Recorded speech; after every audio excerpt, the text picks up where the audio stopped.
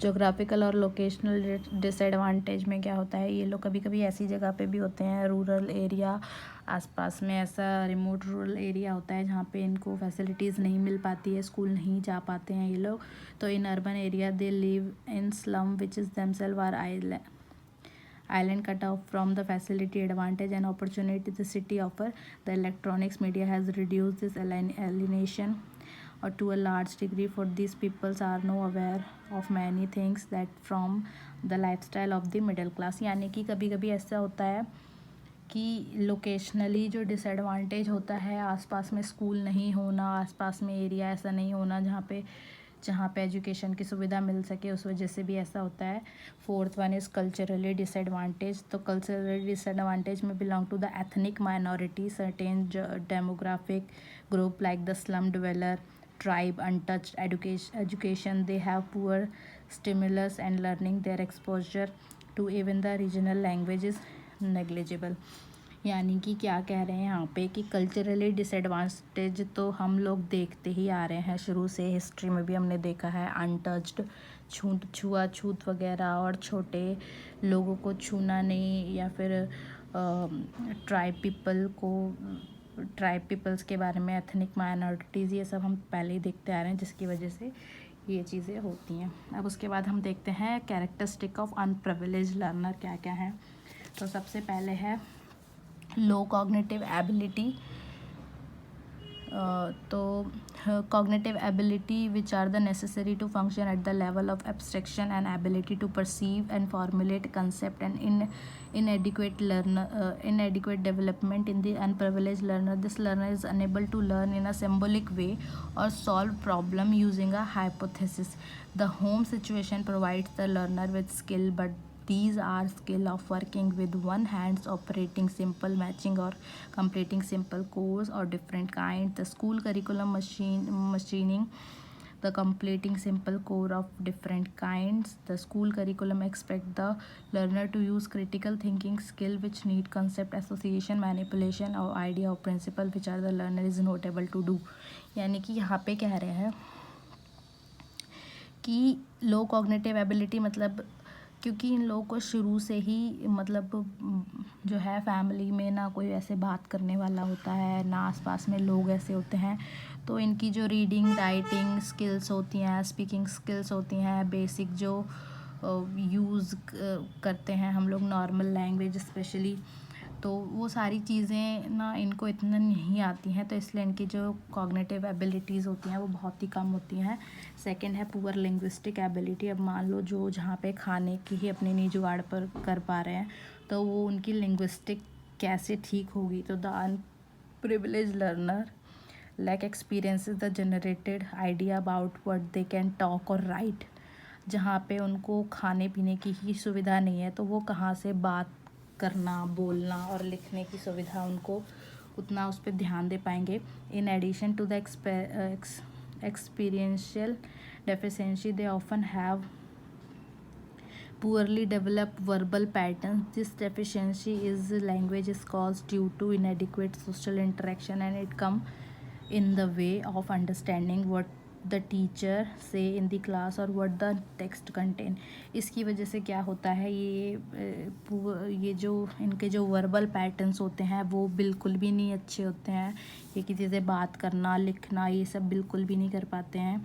इसकी वजह से क्या होता है, ये सोशल इंटरेक्शन में भी नहीं आ पाते हैं, लोगों से बातचीत करने में काफ़ी डरते हैं और नहीं कर पाते हैं क्योंकि लिंग्विस्टिक अच्छी नहीं है। तो एक डर सा होता है मन में। उसके साथ साथ ये क्या है, टीचर क्या पढ़ा रही है वो समझ भी नहीं पाते, और क्या कंटेंट है, क्या टेक्स्ट बुक में है वो भी नहीं समझ पाते। तो low self esteem third point है। लो सेल्फ इस्टीम मतलब इनका जो कॉन्फिडेंस है ना, अब ये सारी चीज़ें जो हो रही हैं, कॉग्निटिव एबिलिटी नहीं है बिल्कुल भी, जो बेसिक है स्ट्रक्चर वो नहीं है इनका, पुअर लिंग्विस्टिक है, तो क्या होगा, किसी का भी जो कॉन्फिडेंस है वो डाउन होगा। तो कॉन्फिडेंस डाउन होगा तो वैसे भी नेगेटिव एटीट्यूड आएगा अपने लिए, अपने कल्चर के लिए, ठीक है, और स्कूल के लिए, क्लास के लिए, टीचर के लिए। उसके बाद हम देखेंगे कि इसमें फोर्थ पॉइंट है इन्वॉल्वमेंट का। अब ये अगर आप पॉइंट्स देखोगे ना, तो ये मतलब अगर आप अपने को रख करके देखो तो ये सारे एकदम स्टेप बाय स्टेप पॉइंट्स हैं। अगर आपको मतलब बेसिक आप बोल नहीं पा रहे हो तो फिर आप, ऑब्वियस सी बात है, आपकी लिंग्विस्टिक अच्छी नहीं है तो आप किसी के सामने बात नहीं कर पाओगे। बात नहीं कर पाओगे तो आपका जो कॉन्फिडेंस है वो लूज़ हो जाएगा, लो सेल्फ इस्टीम, ठीक है। लो सेल्फ इस्टीम होगा तो आपकी इन्वॉल्वमेंट गैप होगी, आप बात करने में हिचकिचाओगे, डरोगे कि मुझे बात ना ही करनी पड़े, टीचर कुछ ना ही पूछे, ठीक है, हमें टीचर जो है वो कुछ ना ही पूछे या फिर हमें ना उठाए। फिर उसके बाद पूरा एबिलिटी टू रीड और राइट, अगर आप बात ही नहीं करोगे तो फिर आप कुछ बोल ही नहीं पाओगे, कुछ लिख ही नहीं पाओगे, ठीक है। क्योंकि जितना आप इन्वॉल्वमेंट रहेगा आपका, आप उतना ही अच्छा करोगे, उतना ही अच्छा जो है आप चीज़ों को करोगे और जो नहीं आती हैं उसको सीखोगे भी। लेकिन अगर इन्वॉल्वमेंट गैप ही नहीं है तो फिर आप एकदम चीज़ों से पीछा छुड़ाने लगोगे, तो उससे क्या होगा, आपकी जो एबिलिटी है रीड और राइट की वो बिल्कुल ही बेकार रहेगी। हाँ, इसमें एक चीज़ पॉइंट इसका ये है कि एक पॉइंट जो है वो इनकी स्ट्रेंथ होता है, क्योंकि ये लोग मेंटली और फिज़िकली तो इतना हम स्ट्रांग नहीं कहेंगे, लेकिन मेंटली इतने स्ट्रांग होते हैं कि क्योंकि इनके ऊपर ना रिस्पॉन्सिबिलिटीज़ बहुत होती हैं। जैसे कि देखो, अगर मान लो इनके पेरेंट्स हैं, वो काम कर रहे हैं, लेबर हैं, तो इनको घर देखना या फिर छोटे भाई बहन वगैरह होते हैं उनको देखना, तो ये सारी रिस्पॉन्सिबिलिटी इनके ऊपर ना बहुत ही कम एज में आ जाती है। तो ये इनके एक स्ट्रेंथ पॉइंट है। हायर सेंस होता है इनके पास रिस्पॉन्सिबिलिटीज़, क्योंकि ये लोग अपनी उठाते हैं और इमोशनल बहुत ही जल्दी मैच्योर हो जाते हैं। तो ये हमारा पॉइंट हो गया क्लियर। उसके बाद अगर हम देखें तो यहाँ पे है unprivileged learner and the system of education. किस तरीके से अनप्रिविलेज लर्नर के साथ सिस्टम है एजुकेशन का। तो अगर हम देखेंगे तो अकॉर्डिंग टू गवर्नमेंट एस्टिमेट के 200 मिलियन चिल्ड्रंस में से 6 to 14 ईयर के जो बच्चे होते हैं उनमें से एटलीस्ट 60 मिलियंस जो बच्चे हैं वो स्कूल नहीं अटेंड करते हैं, इन्हीं सारी चीज़ों की वजह से, क्योंकि वो अनरीच्ड हैं, किसी को कि कोई समस्या है, किसी को कोई समस्या है। तो हिस्ट्री ऑफ एजुकेशन की वजह से हम वर्ल्ड वाइड देखते हैं कि 3 क्लियरली मार्क्ड स्टेजेस हैं: आइसोलेशन, एसिमिलेशन और इंटीग्रेशन। अब आइसोलेशन क्या होता है कि कई बार ऐसा होता है ना कि जो ये अनप्रिविलेज्ड लर्नर है ना, ये आउटसाइड होते हैं नेटवर्क ऑफ एजुकेशन से या नेटवर्क ऑफ एजुकेशन फैसिलिटीज़ से, ठीक है। आसपास में स्कूल नहीं होना या फिर वहाँ पे डिस्क्रिमिनेटिंग चीज़ें होती हैं, पॉलिसीज़ होती हैं, ठीक है। ट्राइब पॉपुलेशन ही है, ज़्यादा ऐसी पॉपुलेशन है ही नहीं जहाँ पे स्कूल वगैरह हो, ठीक है, स्कूल जाते हों बच्चे, ये सारा। उसके बाद आता है एसिमिलेशन। एसिमिलेशन में क्या होता है, यहाँ पे क्या है, unprivilege marked by a tendency of assimilation attempt were made to education and unprivilege learner along with the privilege learner in the same school. यहाँ पे क्या होता है एसिमिलेशन में, क्या है यहाँ पे अगर जैसे मान लो बच्चे स्कूल जा भी रहे हैं ना, तो वहाँ पे क्या है एसिमिलेशन होता है, मतलब भेदभाव वहाँ पे ऐसे हो रहा है कि बच्चे, छोटे छोटे जो बच्चे हैं वही आपस में भेदभाव इतना करते हैं। उन्हें पता है कि लोअर कास्ट है, हम अपर कास्ट हैं, हमें इनसे अलग बैठना है, हमें इनसे दूर बैठना है, हमें आगे बैठना है, ये लोअर कास्ट है तो ये बैक बेंचर्स हैं। तो इस तरीके की चीज़ें होती हैं। इसलिए क्या होता है यहाँ पे कि राइट टू एजुकेशन के हिसाब से 25% सीट जो होती हैं प्रिजर्व होती हैं अनप्रिविलेज लर्नर्स के लिए, अनप्रिविलेज स्टूडेंट्स के लिए।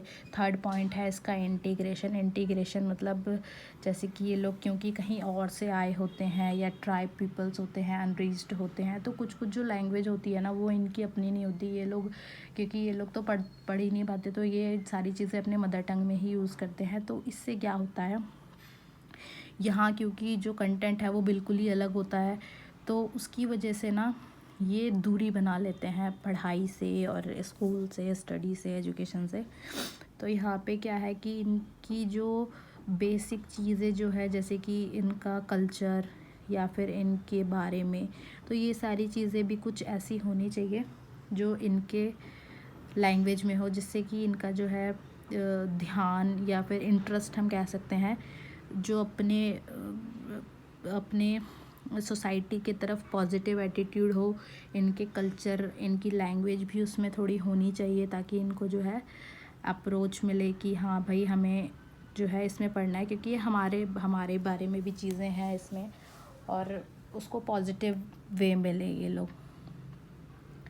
उसके बाद कुछ इंटरवेंशंस भी हैं जिसके बारे में हम पढ़ेंगे। सबसे पहला है इसमें करिकुलम के बारे में दिया हुआ है, फिर किस तरीके से टीचिंग मेथड होना चाहिए। उसके बाद education through the language and dialect किस तरीके की लैंग्वेज और डायलेक्ट होना चाहिए जो अनप्रिविलेज लर्नर को जो है प्रभावित करे पढ़ने के लिए। और फिर है 5th टीचर प्रिपरेशन, तो ये हम अगले यूनिट में अगले वीडियो में करेंगे। अगर आपको वीडियो अच्छी लगी हो और पसंद आई हो तो चैनल को लाइक और सब्सक्राइब ज़रूर करें।